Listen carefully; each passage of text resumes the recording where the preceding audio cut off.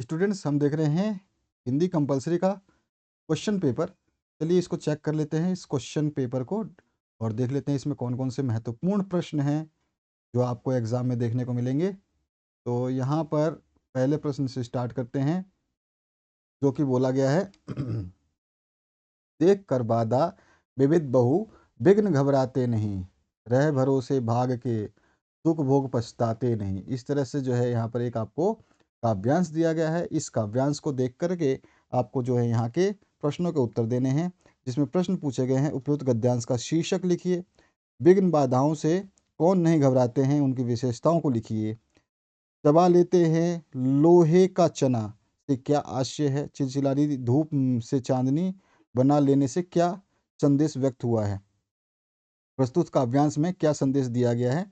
इसके बाद जो काव्यांश है उसके बाद गद्यांश है। प्राचीन काल में भारतीय नारी का स्वरूप समादरणीय और अर्धांगिनी रूप में प्रतिष्ठापूर्ण था। यहाँ पहले नारी को लक्ष्मी, सरस्वती और दुर्गा का रूप माना जाता था। जिस प्रकार लक्ष्मी धन की, सरस्वती विद्या की और दुर्गा शक्ति की अधिष्ठा स्त्री देवी है था, हाँ देवी है, उसी प्रकार नारी को भी देवी तुल्य माना जाता था। तो ये जो है इस तरह का पैराग्राफ है। इस पैराग्राफ को आप पढ़ोगे तो इन क्वेश्चनों के आंसर देने हैं। प्राचीन काल में भारतीय नारी का स्वरूप कैसा था। प्राचीन काल में नारी को किन किन रूपों में माना जाता था। वर्तमान काल में स्त्री की स्थिति में क्या क्या परिवर्तन हुए हैं। और समाज में व्याप्त विकृत रूढ़ियों व कुप्रथाओं से मुक्त होकर नारी किसमें सहभागी बन रही है। और उपयुक्त गद्यांश का उचित शीर्षक लिखिए। इसके बाद जो आपका नेक्स्ट है, इसमें आपको निबंध लिखना है। नारी शिक्षा का महत्व और योग भगाए रोग, विद्यार्थी जीवन में अनुशासन और मेरे आदर्श शिक्षक। अगला क्वेश्चन है, अपनी ग्राम पंचायत के सचिव की ओर से अपने जिलाधीश महोदय को गांव में फैली मौसमी बीमारियां जैसे कि मलेरिया, डेंगू, चिकनगुनिया के उपचार हेतु चिकित्सकों की टीम भेजने के लिए कार्यालय पत्र लिखे। या फिर नगर पालिका क की ओर से अपने जिला कलेक्टर महोदय को नगर पालिका क्षेत्र में घूमने वाले आवारा पशुओं की रोकथाम के लिए उचित उपाय करने हेतु कार्यालय पत्र लिखिए। अगला प्रश्न है, समाचार लेखन के 6 ककार कौन कौन से होते हैं, समझाइए। आपके विद्यालय में इस वर्ष आयोजित हुए वार्षिक उत्सव का एक प्रतिवेदन तैयार करिए। संचार माध्यम में तीन प्रकार कौन कौन से होते हैं, समझाइए। अगला जो है आपके बुक से काव्यांश दिया गया। इस काव्यांश को पढ़ने के बाद में जो है आपको यहाँ पे प्रश्नों के उत्तर देने हैं, जो कि आपके अ, ब, स और द, ये 3-4 प्रश्न पूछे गए हैं। ठीक है, और इसी में अथवा पाठ जो है इसकी बात करें अगर हम, तो यहाँ पर फिर से आपको जो है एक कविता दी गई है। अगर आप ऊपर वाला नहीं करना चाहते हैं तो नीचे वाला कर लेंगे। तो इस कविता का जो क्वेश्चन है उसको देख लेते हैं। इसमें भी आपके अ, ब, स, द 4 क्वेश्चन पूछे गए। किसान की आंखों में खेतों की यादें ही क्यों शेष रह गई हैं, और आंखों का तारा से क्या अभिप्राय है। किसान के जीवन की प्रसन्नता क्यों नष्ट हो गई है, और कारकुनों की लाठी से कौन मारा गया था और क्यों। नौवा जो प्रश्न है, यहाँ काव्यांश को पढ़ करके दिए गए प्रश्न को आपको उत्तर देना है। इसमें 2 है, लोग मीरा को बावरी क्यों कहते थे, और इस पद का भाव सौंदर्य लिखना है, जो यहाँ पे दिया गया है। यहाँ पे अथवा में जो है आपको फिर से एक छोटा सा दिया गया है पंक्ति, और इसमें है, कवि के पिता ने क्या कहा होगा, और कवि के मन ही मन में दुखी होने का क्या कारण है। इसके बाद जो है, पठित कविताओं के आधार पर विषय वस्तु से संबंधित दिए गए प्रश्नों के उत्तर दीजिए।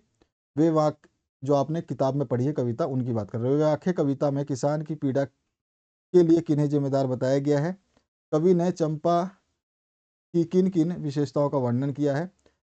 यहाँ दरख्तों के साए में धूप लगती है, इस पंक्ति में किस स्थिति की ओर संकेत किया गया है। फिर आपको एक गद्यांश दिया गया है। इस गद्यांश को आपकी किताब से है, पंडित अलोपीदीन का लक्ष्मी जी पर अखंड विश्वास था, तो ये वाला है आपका।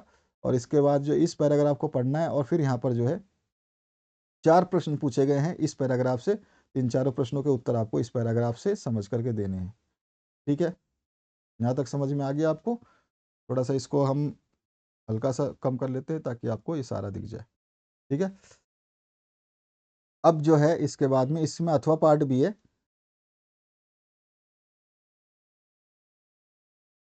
ये अथवा पाठ में है, मोहन को लेकर मास्टर त्रिलोक सिंह को बड़ी उम्मीदें थी, और उसके भी प्रश्न यहाँ पे अ, ब, स, द हैं। इसके बाद जो है आपको पठित गद्य पाठों के विषय वस्तु के आधार पर 5 में से 4 प्रश्नों के उत्तर देने हैं। नमक का दरोगा कहानी में मासिक वेतन को पूर्णमासी का चाँद क्यों कहा गया है? लॉर्ड कर्नज को इस्तीफ़ा क्यों देना पड़ा? स्पीति में बारिश यात्रा वृत्तांत का उद्देश्य क्या है? रजनी अमित के स्कूल में क्यों जाना चाहती थी? बीते हुए ज़माने और आज के ज़माने के संबंध में मियाँ नसीरुद्दीन ने क्या राय व्यक्त की है, ये आपको बताना है। खंड ग की बात करें तो खंड ग में बोला गया है, लेखक ने लता की गायकी की किन किन विशेषताओं का उल्लेख किया है? लता के कारण चित्रपट संगीत पर क्या प्रभाव पड़ा? और चेलवांजी किसे कहते हैं? ये कुएं के भीतर किस तरह काम करते हैं? और खड़िया पट्टी की क्या खासियत है? उसके बाद जो है निबंधात्मक प्रश्न है, संगीत के क्षेत्र में लता का स्थान निर्धारित कीजिए। अथवा में दिया गया है, मरुभूमि में पाई जाने वाली खड़िया पट्टी और रेजाड़ी पानी में क्या संबंध है, स्पष्ट कीजिए। तो इस तरह का ये प्रश्न पत्र था जो आपको बताना आवश्यक था, तो हमने आपको बता दिया है। आप इस प्रश्न पत्र को देख लें एक बार, और इसके जो प्रश्न हैं आपने क्या इसको देख रखा है, क्या आपको तैयारी आपकी इस तरह की हो चुकी है, तो आप ये समझ सकते हैं इस प्रश्न पत्र को देख करके। Thank you very much, have a good day.